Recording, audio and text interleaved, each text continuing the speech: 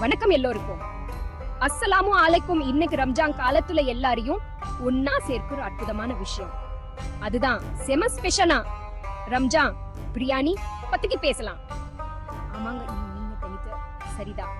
தமிழ்நாட்டுல பிரியாணி வெறும் சாப்பாடுமோ இல்ல, அது ஒரு உணவுரிப்பா புனிதமான ரம்ஜான் மாதத்துல. சரி, தமிழ்நாட்டு மக்கள் ஏன் இந்த பிரியாணிக்கு இவ்வளவு மேங்குறாங்க? இதுக்கு முக்கிய காரணம் இதில் இருக்கிற தனித்துவமான சுவைதான். ரம்ஜான் பிரியாணி வழக்கமான பிரியாணியை விட அதிக மசாலா பொருட்கள் மூலிகள் சேர்த்து செய்யப்படுது.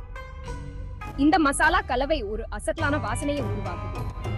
அதுக்கு மயங்காதவங்க யாருமே இருக்க மாட்டாங்க. எல்லா புகழும் ஒருவனுக்கே. ரம்ஜான் காலத்துல பிரியாணி என்பது வெறும் உணவு மட்டும் இல்லை, அது பகிர்தல் மற்றும் ஒற்றுமையின் பிரதிபலிப்பு. ஒவ்வொரு கவலத்திலும் அன்புடன் சேர்ந்து சுவையும் இருக்கும்.